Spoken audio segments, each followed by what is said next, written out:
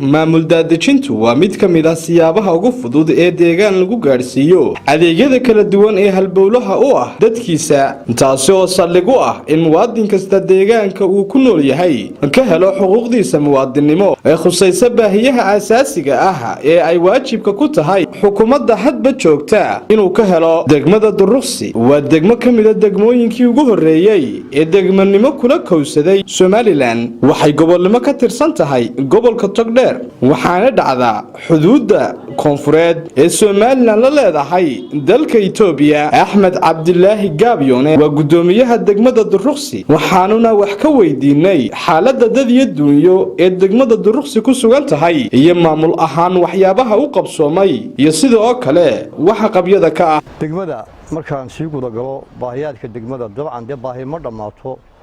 oo kulba waxba dhiman laakiin xagga waxbarashada ayay horta imka ugu roon oo dugsi hoose dhexe iyo kii sare oo imka loo dhisayo jaaliyad u dhisay degmada u dhisayso intaas waa ku sugan yihiin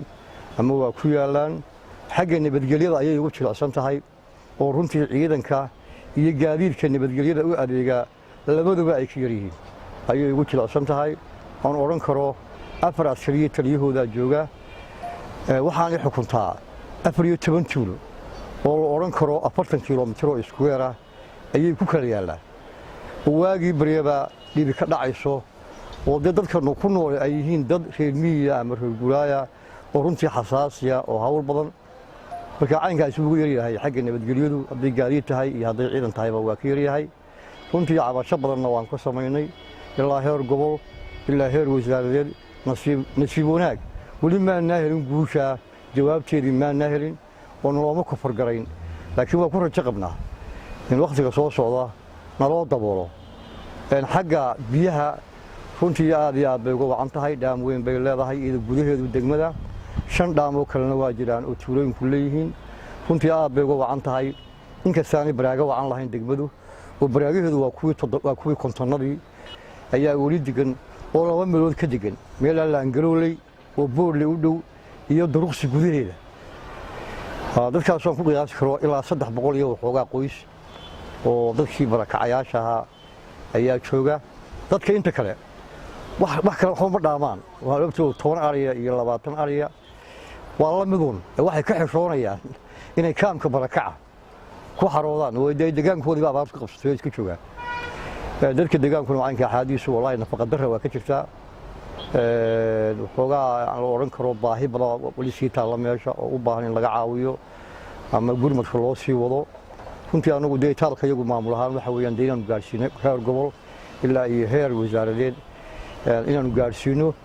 taana waxaan moonayaa sunnaha iyaga waanu ka qaadanay oo waa gudbinaa mar walbana waa u taaganahay waxaana faraysaa anaga mas'uuliyadda inaanu arrimaha iyaga anagu aan ku darsanno wixii kolba nagu waajiba taana waxaan filayaa waxna waa ka dhiman yihiin waxna way filayaan wali way filayaan inka soo baahidi ilaahay ma baahida booli kara dalka inta leeg maanta baahi baa ka taagan laakiin mana liitaan mana wacna aan oran kara xaabay iska jiraan dhaxdhaxaada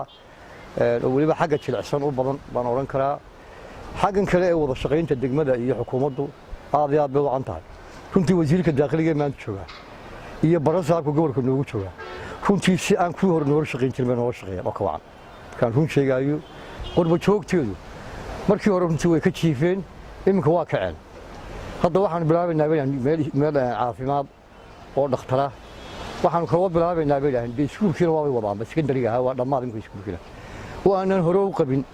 ama aanay noo dhagan ugleyn maanta alxamdulillaah rabbil caalamiin waa noo dhagal yihiin xukuumadana waxaan ka codsanayaa in iskuulka marka noo dhameeyo in baahiyaadkiisa kale noo sii warhayo waa fahmkaysa xirsi bulsha TV burco